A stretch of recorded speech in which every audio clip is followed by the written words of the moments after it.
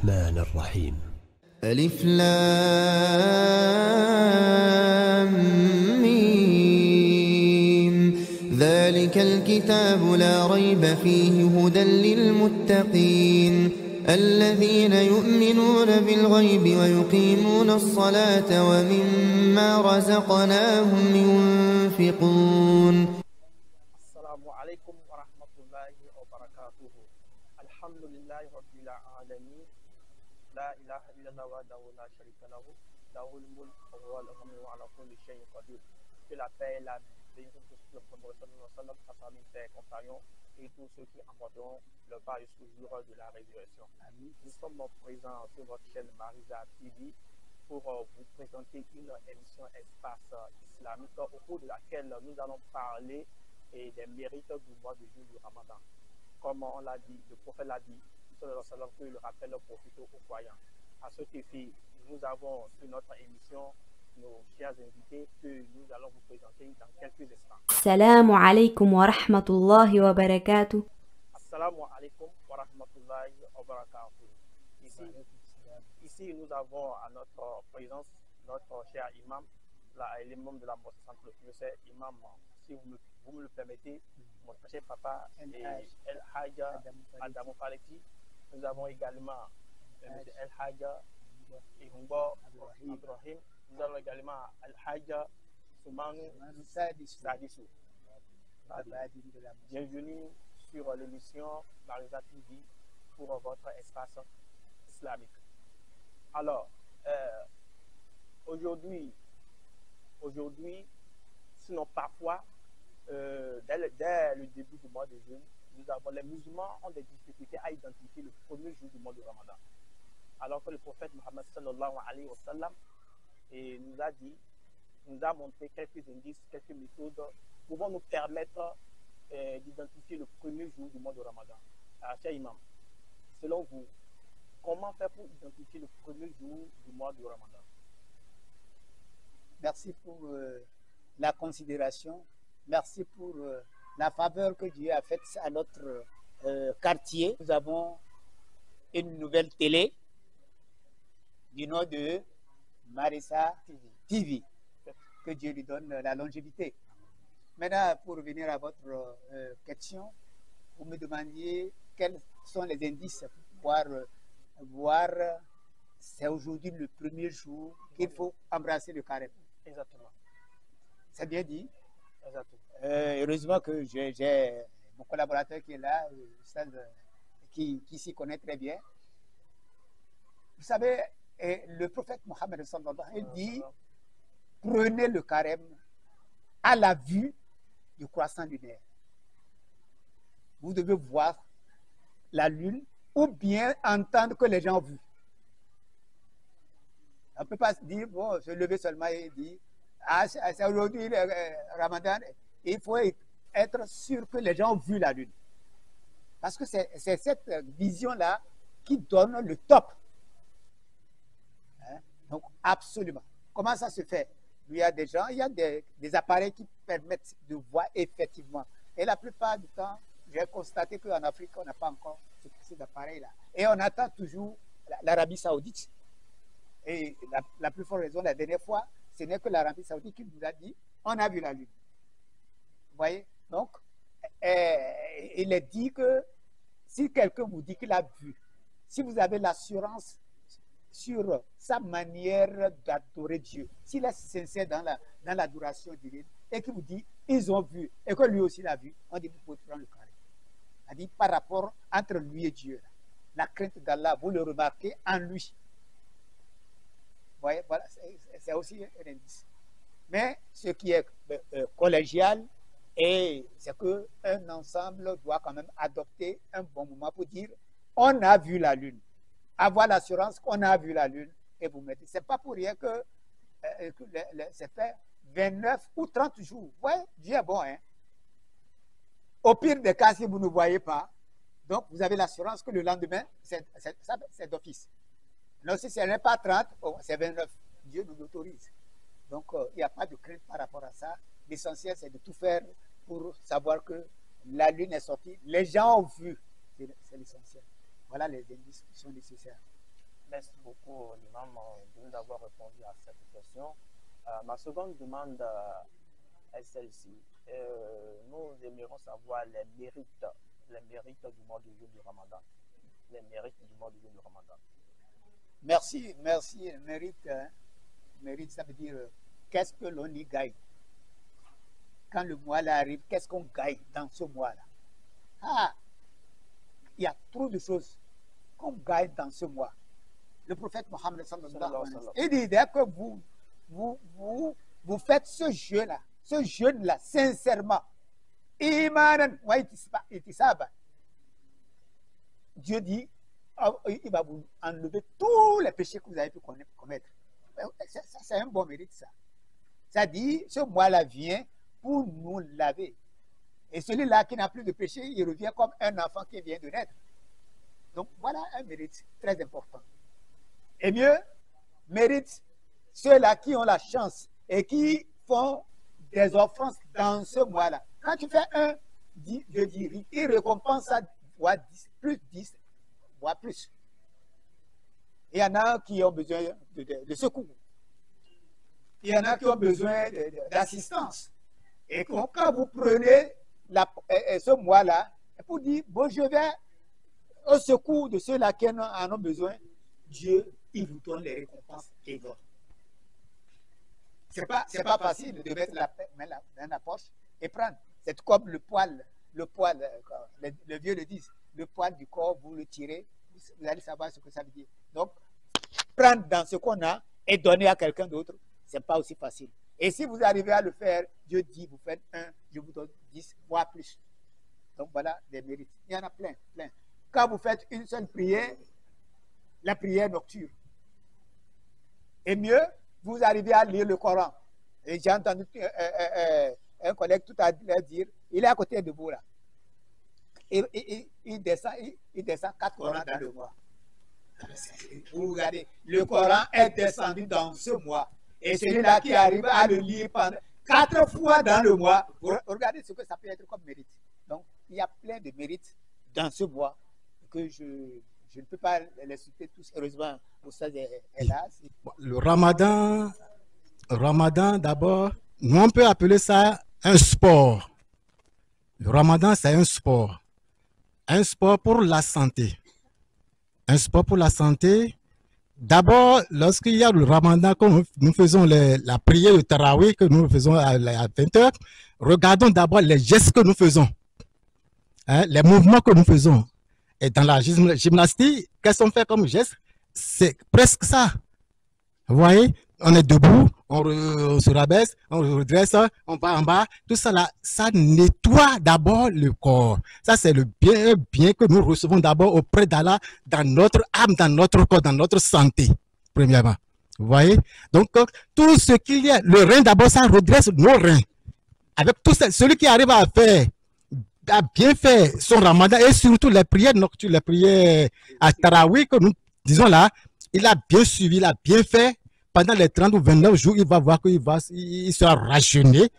Il voit la santé totale dans son corps. Hein? Il est différent par rapport à ce qu'il était avant. Parce que Dieu nettoie en ce moment tout ce qu'il y a dans nos organes. Le poumon, la foie, les intestins, la colombe, tout ça là, Dieu nettoie ça là. Je peux dire que ça aussi, c'est aussi une opération chirurgicale, si on peut dire, auprès d'Allah. Tout ce que nous consommons pendant 1 an, Dieu nous donne seulement 1 mois pour se rajeunir, pour nous faire d'opérations.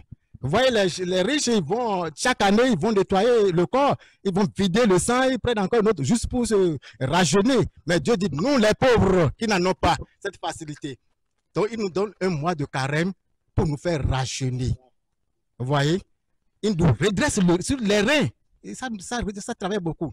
Secondo, pour le mois de Ramadan, il y a beaucoup de récompenses dans ce mois sacré. Hein? Tous ceux-là qui vont faire quelque chose de bien dans ce mois, comme l'a dit tout à l'heure Imam, il a beaucoup de récompenses.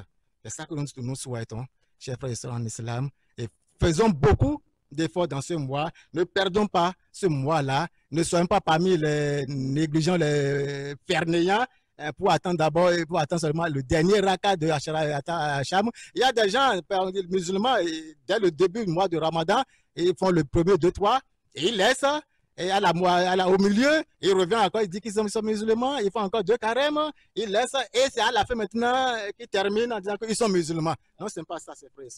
Vous voyez, au Ramadan, ce n'est pas ça. On l'a dit déjà, Ramadan, c'est un mois, 29 ou 30 jours qu'on doit accomplir en tant que croyant dans la religion. Alors, je vous demande, quelle compréhension vous pouvez nous apporter à cette citation? Bon, c'est ça que... Merci, monsieur le journaliste, merci. C'est ça que j'ai dit tout à l'heure, dans ma prêche tout à l'heure, avant que l'imam ne commence le sermon. Hein? L'importance, le Ramadan, Dieu dit Asuyam li wa ana ajzibihi. Vous voyez, le Ramadan, Dieu dit, le Ramadan là, c'est pour lui personnellement. C'est pour lui personnellement. Et c'est lui qui donne la note qu'il faut à l'intéressé qui a jeûné. La note qu'il faut. Donc Dieu va te regarder d'abord, toi le jeûneur, depuis d'abord la sahour. Hein? Le marché que nous prenons à 5 h du matin, Dieu va regarder d'abord à quel tu as stoppé la sahour. Dieu regarde d'abord. Mais dans ta journée, qu'est-ce que tu as pu faire dans l'adoration, dans la crainte, dans les regards, dans les marches, un peu partout que tu vas. Dieu dit qu'il va contrôler ça. Tes pas. Et j'ai dit tout à l'heure, Imam l'a dit, surtout nos portables Android, donnons un congé à nos portables, surtout dans ce mois sacré, dans où on rentre. Dans les Facebook, on voit de n'importe quoi, là, ce n'est pas bon dans ce mois sacré, si on veut avoir les récompenses qu'il faut. Hein? Donc, restons un peu fermes avec Allah et travaillons pour avoir les récompenses. Chaque prophète, tous les prophètes ont leur manière de jeûner. Notre prophète David, il a sa manière de jeûner. Le prophète Moïse, il a sa manière de jeûner. Le prophète Moussa, Isa, Jésus-Christ, lui aussi sa manière de jeûner. Le prophète Mohammed aussi nous avons aussi notre manière. Et le prophète dit, Asiyam afdal siyam Nabi Daouda alayhi salam. Après le Ramadan, le carême qui a encore plus de valeur, c'est le carême du prophète David. Lui jeûne aujourd'hui, il laisse demain, il se repose demain. Après demain, il jeûne encore. 3 jours, il laisse, ça dit, il y a un jour de décalage. Vous voyez, pendant toute sa vie. Ça, c'est pour David, ce n'est pas obligatoire pour nous. Donc, vous voyez, donc nous avons 29 ou 30 jours qu'on ne doit pas s'amuser avec ça. C'est ça que Dieu nous a prescrit. Merci beaucoup. Merci. Alors, dans le mois de jeûne, quel comportement doit-on nous adopter pour ne pas annuler nos jeûnes? Monsieur l'imam. Merci. Le comportement, je crois que c'est presque déjà. Il faut se surveiller. Il faut être attentif. La preuve, Afat aussi bien de le dire tout à l'heure, les regards, n'importe quoi, ce qu'il ne faut pas regarder, il ne faut pas le regarder. Les sens que nous avons en nous là doivent jeûner avec vous. Le pied ne doit pas aller là où ce n'est pas nécessaire. Hein? La main doit savoir qu'est-ce qu'il faut prendre. La bouche doit savoir ce qu'il faut manger. Hein? C'est-à-dire, tous les sens doivent quand même avoir quelque chose de bien à faire comme travail. Donc, je crois que ce n'est pas que cesser de manger, cesser de boire, seulement qui veut dire je suis en carême. Tout ce qu'il y a en vous doit pouvoir fonctionner. Avant de donner mon mot de fin, je vais demander à Baba Adini, El Hadji Soumanou Sadissou, Baba Adini de la mosquée centrale de Fidjosé. Et je voulais vous dire pourquoi il a eu ce nom. Il est la première personne que j'ai connue musulmane quand je suis arrivé à Fidjosé en 1996. Le premier musulman que j'ai connu. Et c'est ça qui m'a valu ce nom de Baba Adini, le père de la religion. Ce n'est pas rien. Hein? Même s'il n'a pas encore commencé à faire le devoir qu'il faut faire, il le fera avec les moyens du bord. Donc, on va lui passer la parole. Il va essayer de prier pour que nous avons beaucoup de choses à faire. Et surtout, nous sommes à une période où nous sommes en train de vouloir agrandir cette mosquée. Marissa TV. nous voulons agrandir cette mosquée. Je vous remercie beaucoup. Je remercie le Tout-Puissant Allah qui a fait qu'aujourd'hui dans notre mosquée, nous avons une télévision propre à nous-mêmes. Que Dieu fasse grandir cette télévision-là pour nous. Le promoteur, que Dieu lui donne la longévité. Et que tout ce qu'il pense faire pour Fidi Rosset, que Dieu les accepte. Et que Dieu lui donne les moyens pour le faire. Aujourd'hui, nous sommes dans le mois de Ramadan. On a posé des questions sur le Ramadan, ce que c'est, les récompenses, on a demandé beaucoup de choses là-dessus. Et l'imam et Alpha Tafsir vous a déjà répondu. Quant à moi, je ne peux seulement que faire la prière. Que Dieu accepte nos prières. Que Dieu accepte nos prières. Vous, promoteurs de cette télévision-là, que Dieu vous donne la longévité. Tout ce dont vous avez besoin pour que la télévision grandisse, que Dieu les donne. Vos collaborateurs qui sont avec vous, les apprenants, eux aussi, qu'ils apprennent, que Dieu leur donne le courage, la patience d'apprendre ce qui est là à faire.